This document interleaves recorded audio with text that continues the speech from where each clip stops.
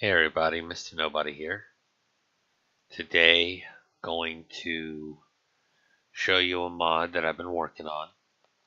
And I would like to thank the people who helped me with the scripting. You guys have been lifesavers, literally. It's tough learning how to script when you haven't done it before.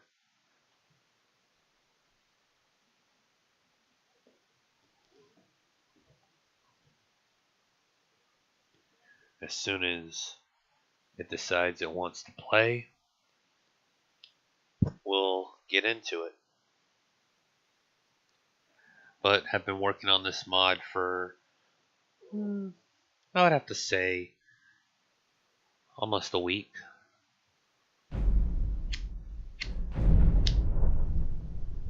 Yeah, I'm a smoker. But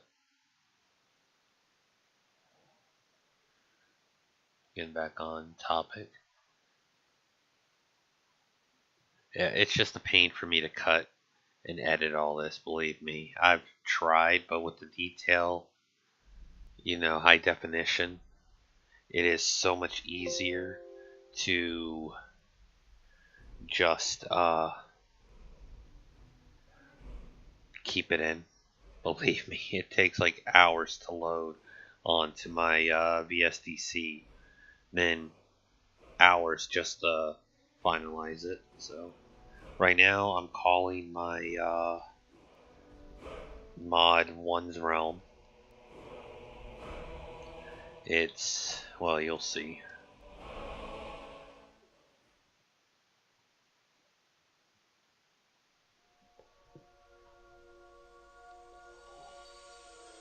You're actually in your own pocket dimension of Oblivion, technically, according to the storyline. A mage made a deal with Clavicus Vile about having this place, so he immediately came as soon as he had everything ready. Came in here, built it up. He found out he couldn't leave, and eventually comes into these.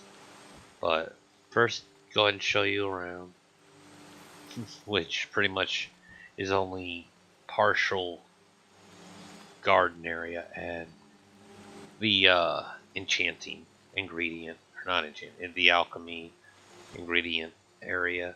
Eventually I'll have potions on that side, but for now it's just these. Go and pick these up because, well, these are for testing. I should just make a chest, but okay. You see, nothing in there. Come over, access this, and I'll just go ahead and dump the ingredients in. And voila. Those are static objects, so shouts, magic, etc. won't scatter them anywhere. If you're wondering what static object I use to cover up, static barrel number 2, I believe is what it was called. But yes, I made sure to go around the full jar and stack them in as best I can.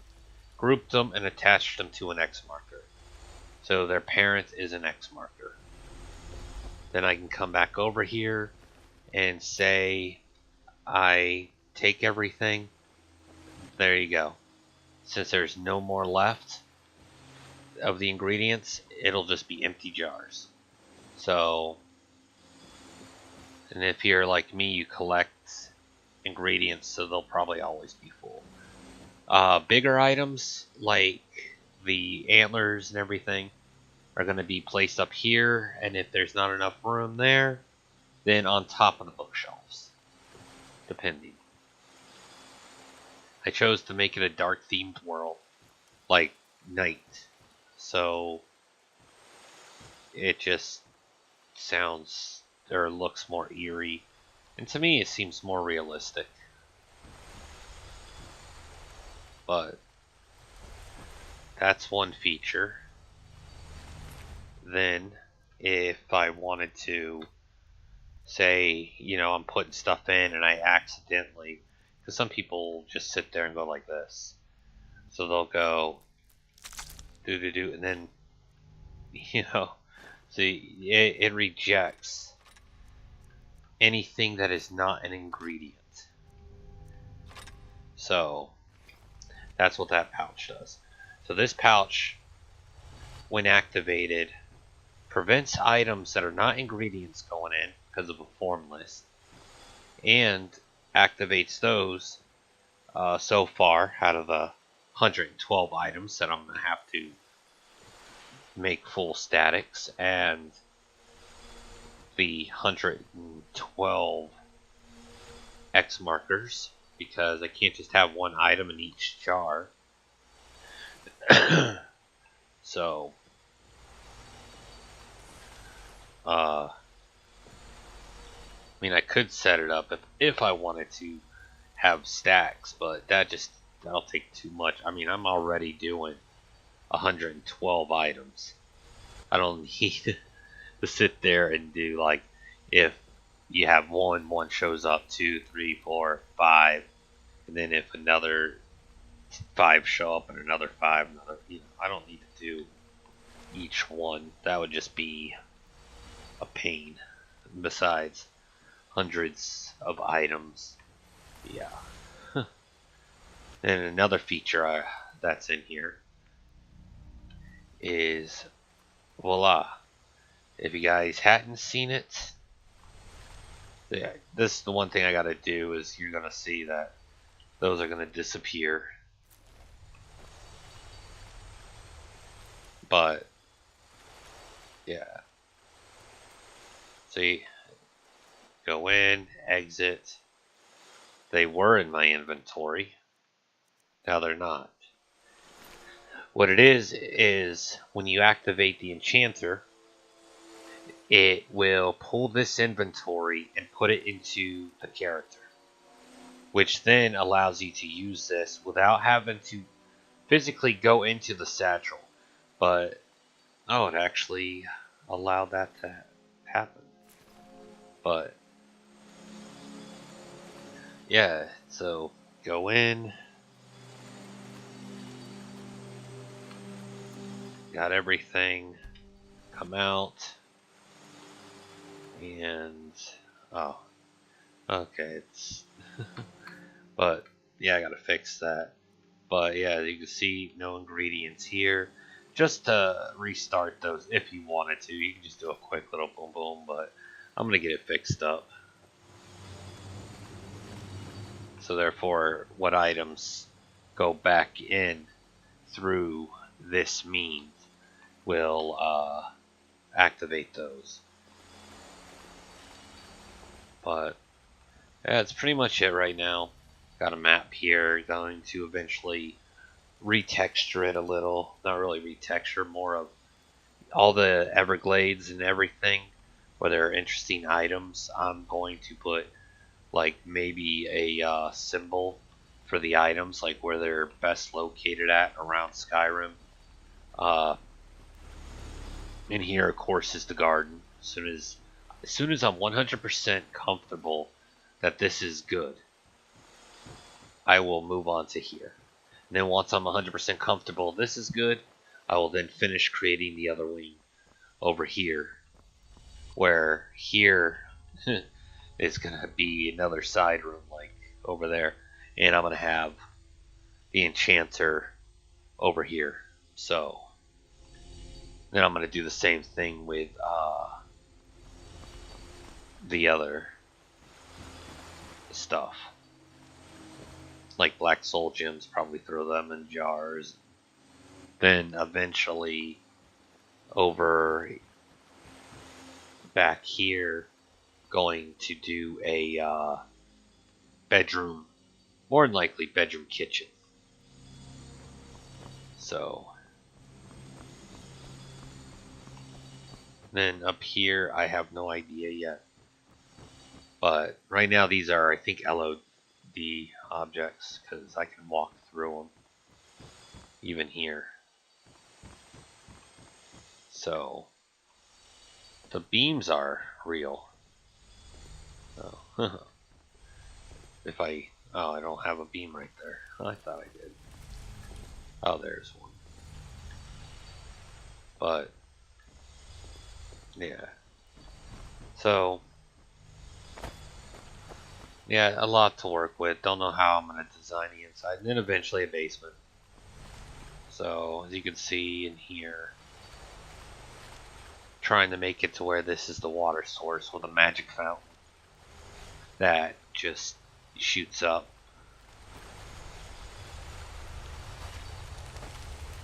Where the water comes from, I might actually add a teleport thing here, so it all of a sudden, next thing you know, you're in the bottom of one of the lakes in Skyrim or something. And then, yeah, so far this is pretty much it. Just show you the outside real quick a little better. I wanted it to kind of have that Silent Hill look to it. Why? Because this is supposed to be, as I said, a pocket realm of Oblivion, in the farthest parts of Oblivion away from a lot of light. So barely light gets here, so thus magical fluorescent things thrive. Because there's less light pollution. Everybody knows, apparently, in dark areas, things that glow are thriving. Look at the what is that fish? The anchorfish or whatever. Anything that can glow in the deep sea seems to glow nowadays. But all right, as I said, I just wanted to show you guys that, and that I had some stuff actually being made, coming together. Also, the reason I'm showing this earlier than I wanted was to show those who helped me what I was actually doing. The whole storyline behind the whole thing is another story, like the whole thing of what's going to happen. So that is still my little secret, but yeah, X markers for those. See what it looks like with the actual lights on.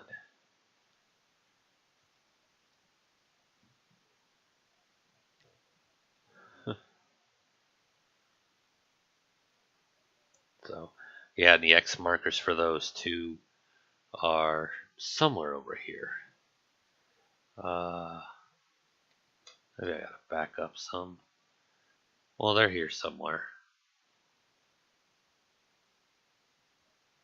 Oh, there they are. Yeah. So moving them down, so they're gonna be in the order just like the bookshelf, even if they're touching.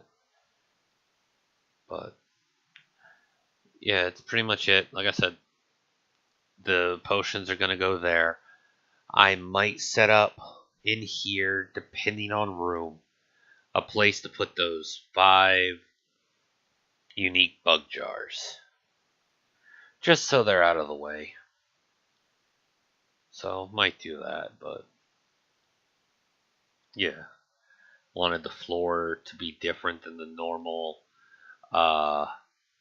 floor right there from the Hearthfire DLC. Because I think it's boring. I thought this looked more accurate than the other tile floor for a like greenhouse garden. And then in here, I wanted actually dark wood floor. I thought that would actually look a lot better. And then, as you saw, I preferred having it dark. So therefore, it's a world without light, really. So it seems like light gets sucked up, and you see plants that are fluorescent.